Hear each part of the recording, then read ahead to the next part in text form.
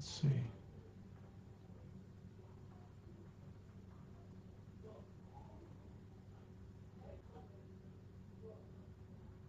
Okay, well, thank you so much if you're coming back.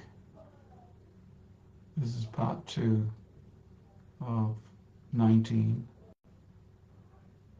of the 10 essential teachings. So we were just talking about how many people talk about there are many religions, and externally it does seem that there are many religions.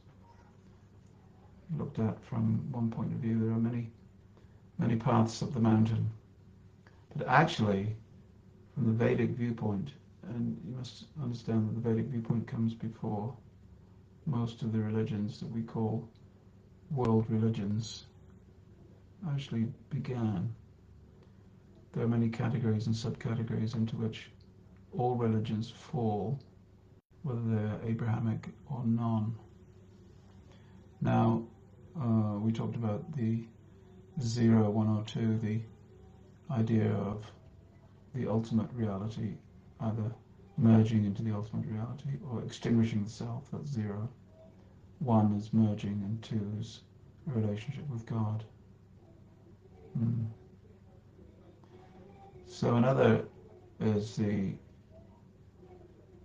gunas, the modes, if you like. Sattva guna tends towards clarity. Raja or Rajaguna or Rajasic types of religion tend towards fruitive mentality. What can God give me? I want the protection of God. I want. And Tamasic religion, and I've seen there many. The Bhagavad Gita, Krishna classifies Tamasic religion as worship of ghosts and spirits. In Rajaguna, he classifies as worship of powerful human beings. Worship means to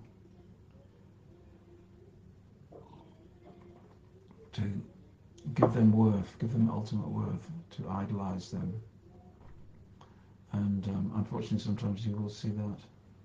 I lived in Africa for 2 years, and it was very common for people to worship ghosts, disembodied spirits. And of course we do in the West. We love to worship heroes, superheroes. So another type of thing is the austerities that a person performs. What are you willing to give up in order to do the religion that you say that you're following? What's it worth for you? Are you going to undergo any austerity? I was in a place in the west of Ireland, and there was a large hill. Wasn't quite a mountain, but it was getting there. It was associated with St. Patrick, and it was called Craw Patrick, or Patrick Hill, and there were people walking up it. So my wife and I walked up it. It takes 3 hours or something. 3 hours to get up. 3 hours to get down. So you spend a whole day doing it. But on the way up, I saw people with no shoes and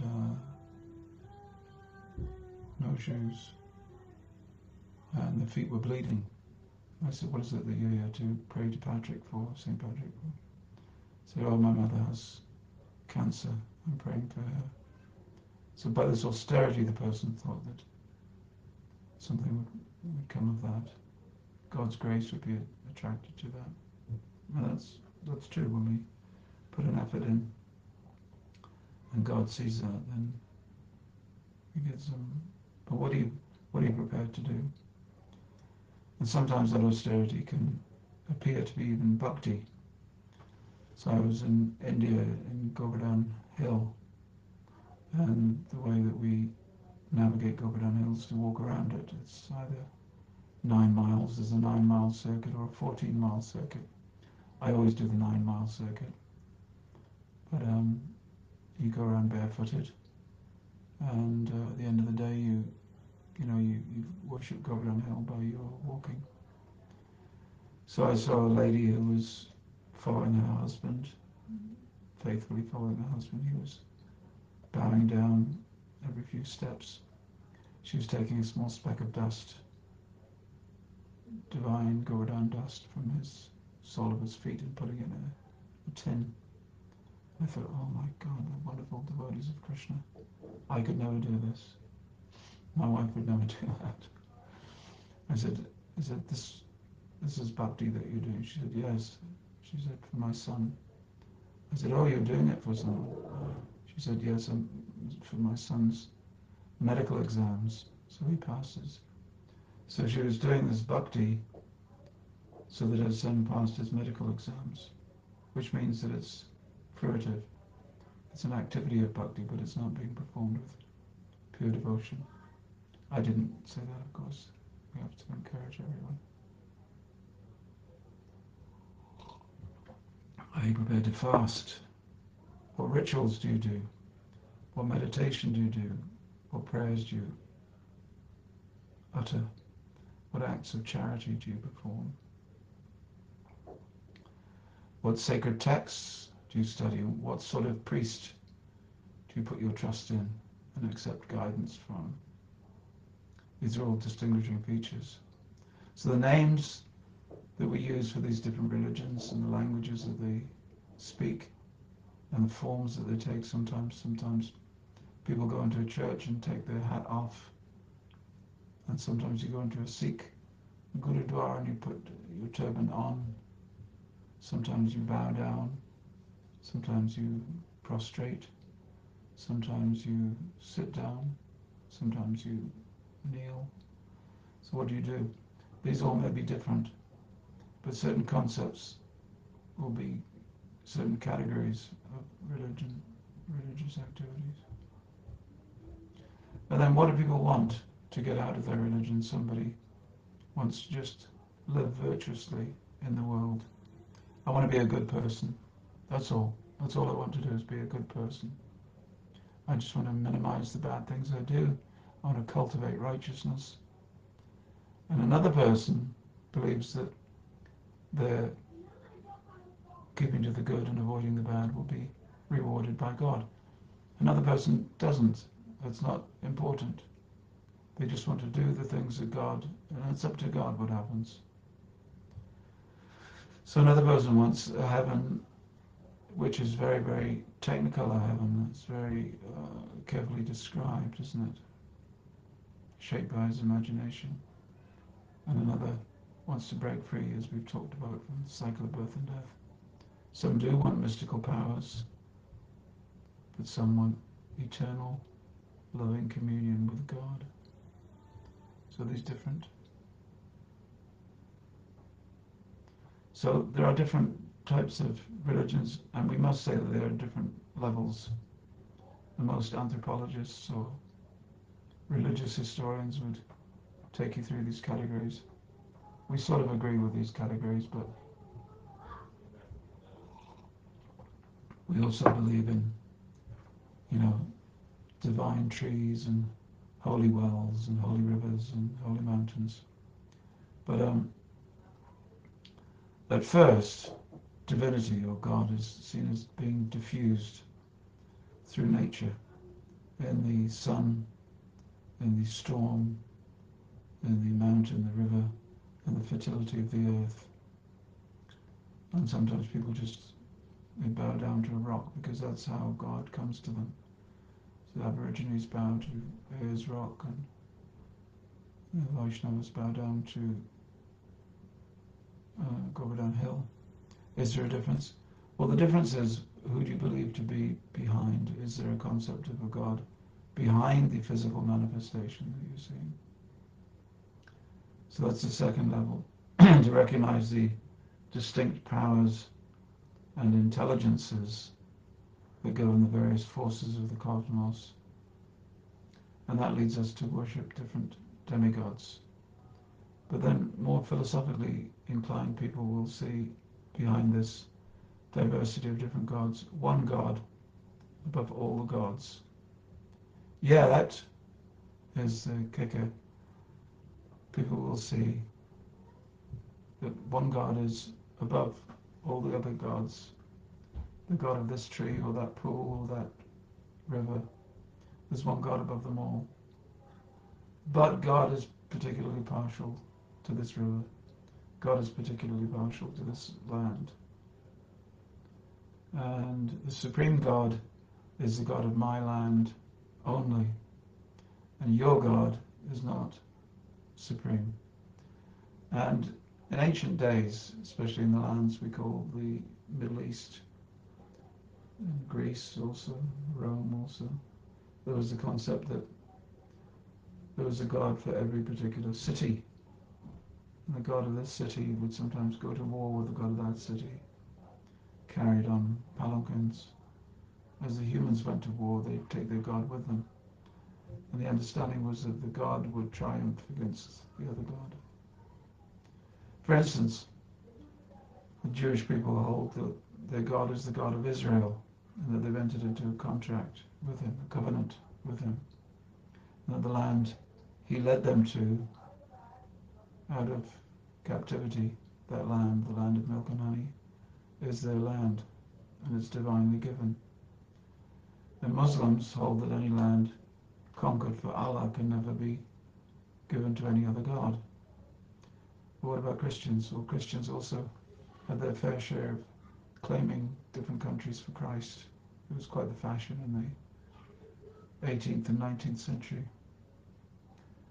And they're not wrong, of course. God is one, and God is the God of Israel.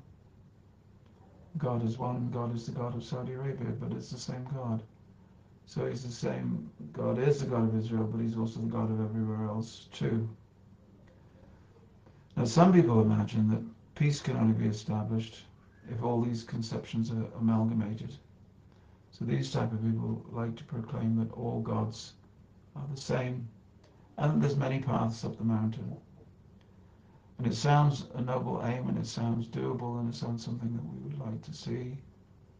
But in the end, it's quite mundane, because many people who say like that are not really on a search for God themselves. God is factually one, but due to materialistic consciousness and the consequent limits of perception, the conceptions of God are many, and most of them are in error. Some people see God as a very angry God who's against other people. So all of these are sort of human manufacturings. So sometimes people become disgusted with the anthropomorphic or the human ideas of an angry God or a sad God or a territorial God or this God or that God. And they go to they're very attracted to the impersonal Brahman. It seems very attractive. Just the idea of a white light, a divine white light. And as we talked about, the yogi goes higher than that. But this type of spiritual unfolding from the lowest stage to the highest stage is described very nicely in the Bhagavad Gita, but also by Krishna sometime later when he's talking to Uddhava. And I refer to this quite often, and those who are regular here, you will know this story. But Krishna explains that at the beginning of spiritual life, the mind serves as the guru. You don't need anybody else, but your own mind will teach you through reflection, discrimination, and honest observation. A seeker gradually learns to distinguish what leads toward truth from what leads toward bondage. So that's the first level of guru, your own mind. Second level, the whole universe becomes a teacher, because you're trying to find the universal reality, the ultimate reality. The entire universe becomes a guru. Every experience, every creature, every circumstance reveals some aspect of divine wisdom. So in order to illustrate this, Krishna tells the story of the Avadhuta, the Brahmin who was experiencing ecstasy, who recognized 24 gurus in nature, among them the earth, the wind, the sky, the ocean, fire, moon, the python, the moth, the prostitute, the child, and the spider.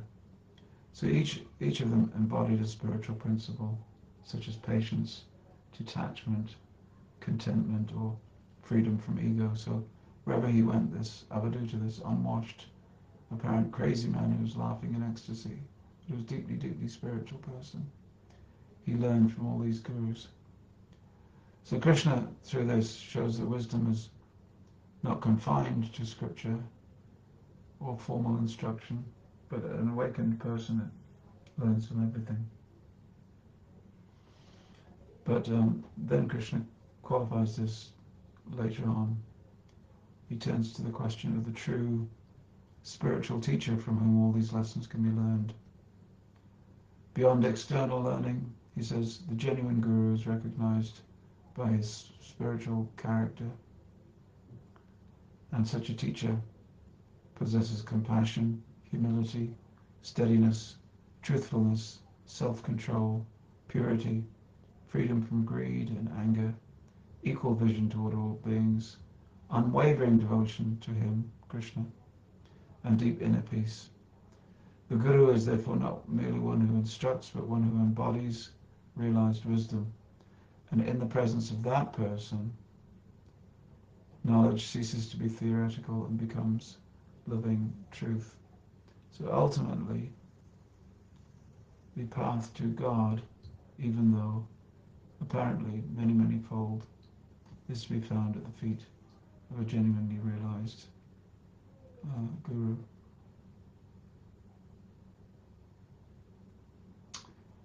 So thank you very much for this slightly interrupted two-part session. I hope you've enjoyed it, and we go on next week to another subject.